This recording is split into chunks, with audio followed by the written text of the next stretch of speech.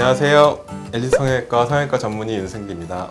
안녕하십니까. 성형외과 전문의 양성혁입니다. 아침 먹었어요? 아침 먹었죠? 먹었어요. 네, 양 원장님. 네. 빨간 보형물 줄까? 파란 보형물 줄까? 저는 빨간 보형물 주십시오. 아, 빨간색을 좋아하시는구나. 네.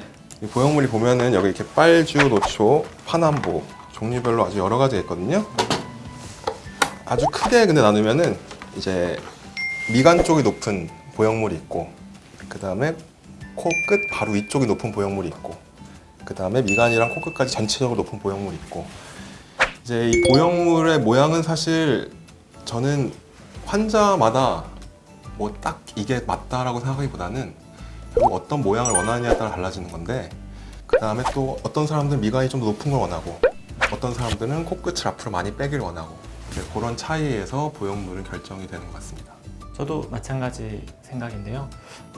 경우에 따라는 코가 짧으신 분들은 말씀하신 것처럼 미간이 높은 쪽으로 해서 코가 좀 더 길어지게 할 수도 있고, 반대로 코가 너무 긴 분들은 얘를 좀 더 올리면서 짧게 만들기도 하죠.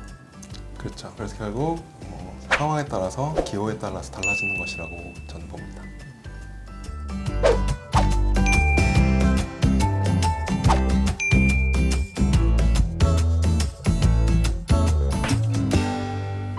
네, 원장님. 요새 네. 코 수술을 많이 하고 계시는데 제가 봤을 때 낮은 코 수술이 참 어렵다고 느껴지긴 하거든요. 원장님 같은 경우에 낮은 코일 때 주로 이건 중요하다 생각하고 계신 게 어떤 건가요?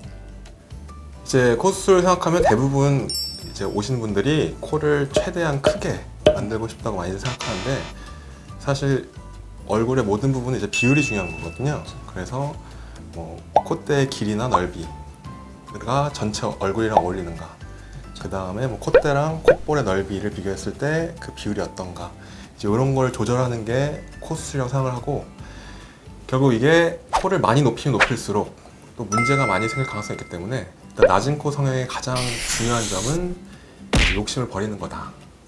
네, 수술하는 사람이나 수술 받는 사람이나 일단 욕심을 좀 내려놔야, 내가 뭐 이 사람이 코가 없는데 이 코를 장동건 코로 만들 수는 없거든요. 왜냐면 피부가 늘어나거나 뭐 연골이 재료라든지 이런 게 다 한계가 있기 때문에 이제 그런 걸 생각해서 하는 게 제일 중요하다고 저는 생각하는데, 우리 양 원장님은 또 뭐 어떤 의견이 있으신가요?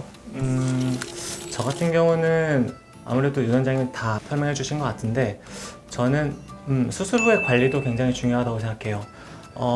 수술을 잘 만들어 놨는데 이거를 관리를 잘못하면은 다시 또 무너지게 되잖아요.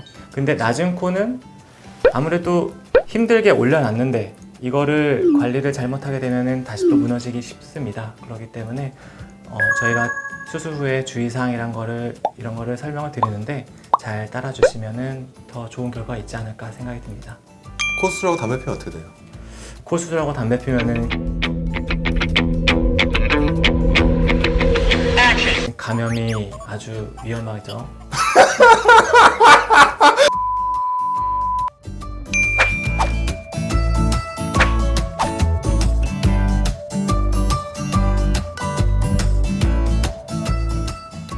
네, 이제 낮은 코랑 더불어서 또 코 성형을 많이 하시는 분들이 이제 매부리 코가 있으신 분들인데, 이 매부리 코는 관상학적으로 봤을 때 어떤 의미가 있습니까?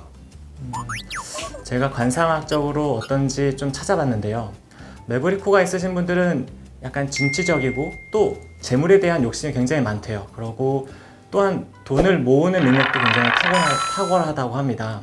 그래서 이 사람들이 아주 계산적이고 그리고 직관적이라고 하고, 근데 그 재물을 모으는 데 있어서 남들을 좀 힘들게 하기도 한다고 하네요. 관상학적으로는 이렇지만 일단 일반적으로 봤을 때도 매부리 코라면 좀 강하고 좀 뚝심 있어 보이고 좀 남성적이어 보이는 성향이 있죠. 아니, 양 원장님 설명 들으면 매부리 코 수술 굳이 할 필요가 없는 거 아닙니까? 글쎄요. 이제 매부리 코는 수술할 때 매부리를 깎으면서 시작을 하는데, 이제 작은 매부리는 이제 깎아도 큰 문제가 없는데, 큰 매부리를 깎으면 뭐가 문제가 되냐면은 이제 결국 코라는 게 이렇게 산처럼 올라와 있는데 안쪽이 꽉 차 있는 게 아니고 안쪽은 이제 코 구멍이 뚫려 있거든요. 근데 이 매부리를 너무 많이 깎게 되면 결국 뼈가 없어지면서 콧구멍이랑 이제 콧등이랑 뚫리게 되는 그런 일이 있을 수가 있습니다. 그래서 일단 매부리가 크면 제가 봤을 때 다 없애는 건 거의 불가능하다, 그렇게 생각이 되거든요. 어떻게 생각하십니까? 네, 그래서 매부리가 큰 경우에 일부는 깎아내고 일부는 보형물의 밑단을 좀 깎아내서 좀 더 외형적으로는 매끈하게 보이게끔 수술을 하곤 하죠. 그래서 이제 매부리가 큰 분들은 사실 보형물을 안 넣는 게 굉장히 힘들다고 생각이 되고요. 물론 뭐 매부리를 조금 남겨놓고 수술해도 된다고 하면은 이제 보형물 없이도 가능합니다.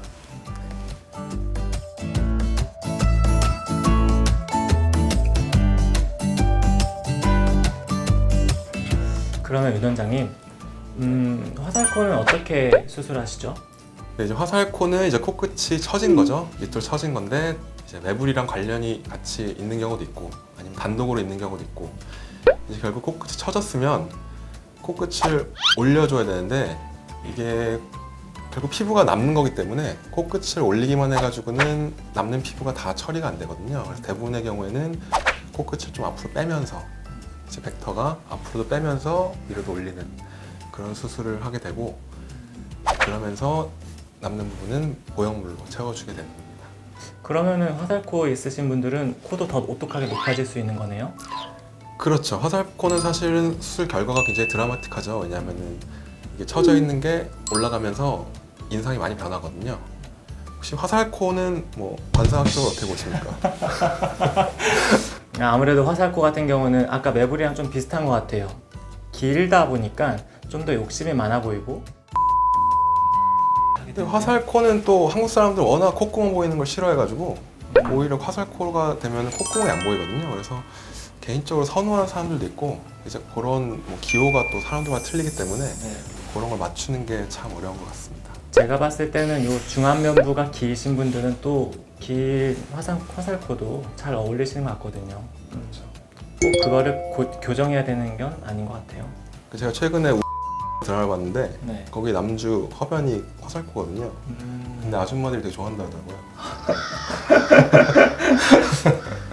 역시 다 조화로운 게 제일 좋은 것 같습니다.